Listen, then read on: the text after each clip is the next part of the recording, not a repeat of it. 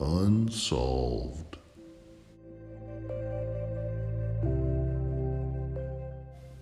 Zodiac Killer case.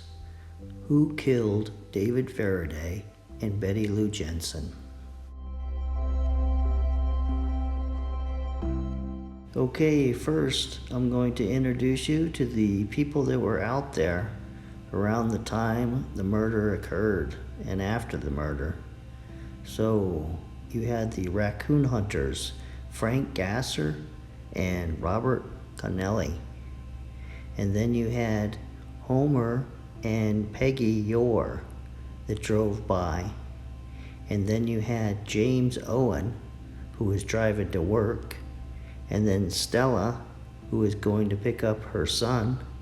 And police officer Daniel Pitta and his partner, William Warner. So here is a road map from approximately 1970, and I've learned a few more things since the last video. One, I think I know where the Frank Gasser Ranch was located, and so the blue circle is the approximate location of that place, and the blue arrow is where you would turn off to take a dirt road to get to it. And then you have the reviewing what we've gone over before, the Marshall Ranch. You would exit about where that green arrow is, and then the Borges Ranch, you would exit at that location. And then I've learned where Enco service station was located. It's at that 1925 East 2nd Street, real close to the city of Benicia, or inside the city of Benicia.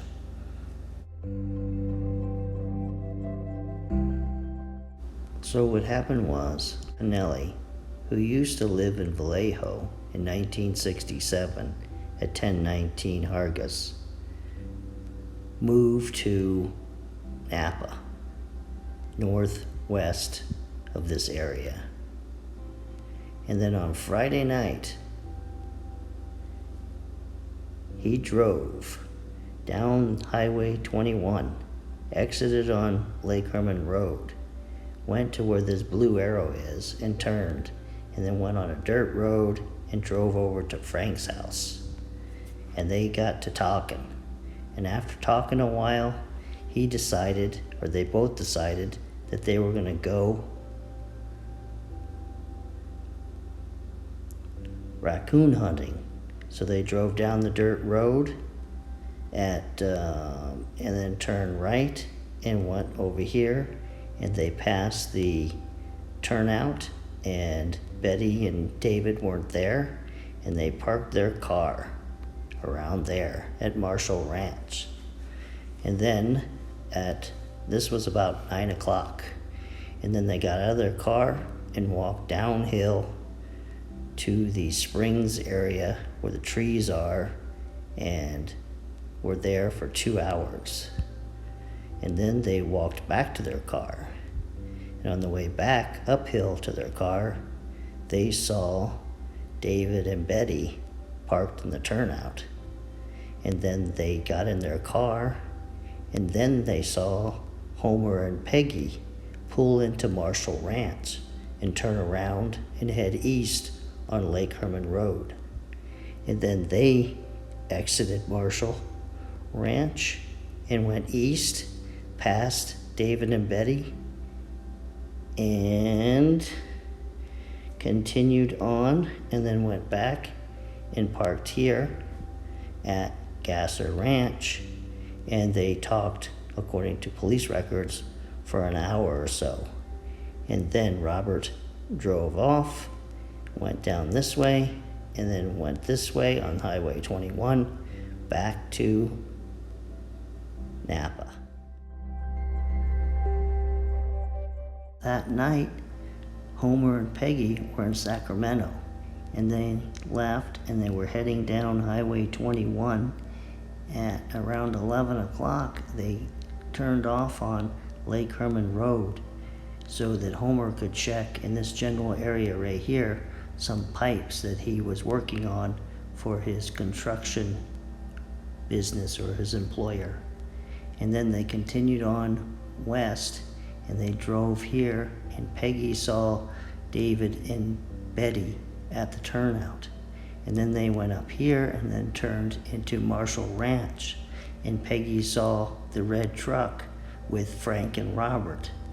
And then they turned around and came back heading east, and Peggy saw David and Betty again.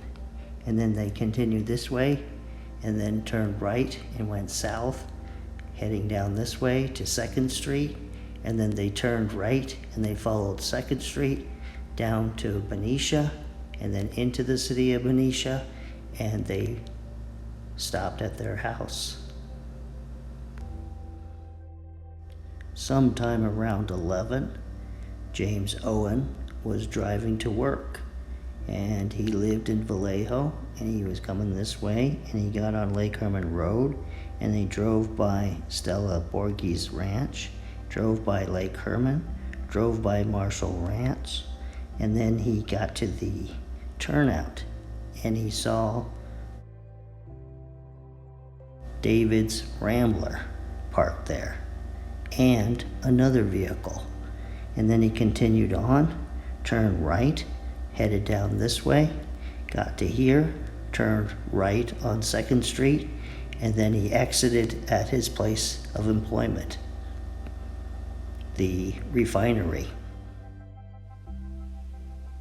Then Stella Borghi's daughter had to go pick up her son in Benicia.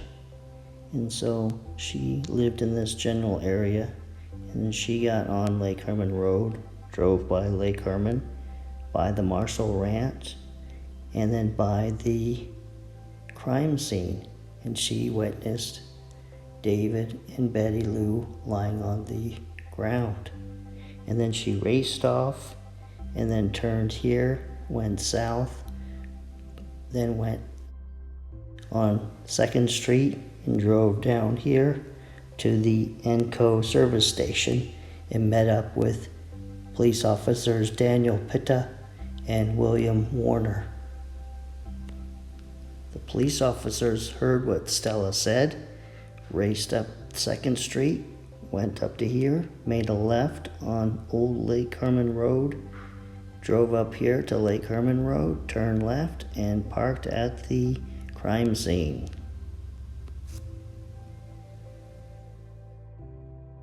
The one thing that sticks out to me is how little time the Zodiac Killer had to commit the crime.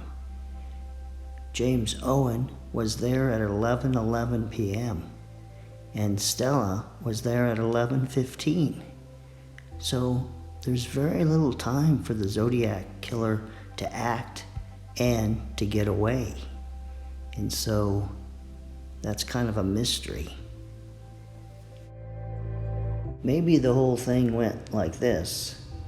Robert drove from Napa down Highway 21, exited Lake Herman Road, drove here, exited onto this dirt road, and drove over to Frank Gasser's place. Then they talked for a while, and they decided to get in Frank's truck and head down to the lake. And then they went over here, and they parked over here in Marshall Ranch.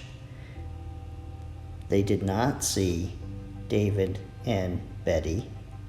They walked out there and were out there for an hour and a half, 2 hours, hunting. And then they walked back to their red truck. They got in their red truck, and they drove by and saw David and Betty. And Robert wasn't pleased that they were parked there, because they didn't park there. Then they drove, got off on the dirt road, drove back, and parked at Frank Gasser's ranch. And then instead of what he told police, Robert got in his car, drove down this way, immediately after getting back to Frank's, went down here, went west, and shot David and Betty and then turned around and came back out here, got on Highway 21, and headed back to Napa. Well, this ends this episode of Unsolved. In the next Zodiac Killer case episode next weekend, I'm going to profile Frank Gasser and Robert Connelly and tell you a little bit about them. And I'll tell you right now, I'll tell you how tall and how much Frank weighed and his eye color, hair color, and where he lived. And I will tell you about Robert. And I'll tell you right now, he's lived in at least 20 different locations after this occurrence. And he is still alive. So I'll see you next weekend.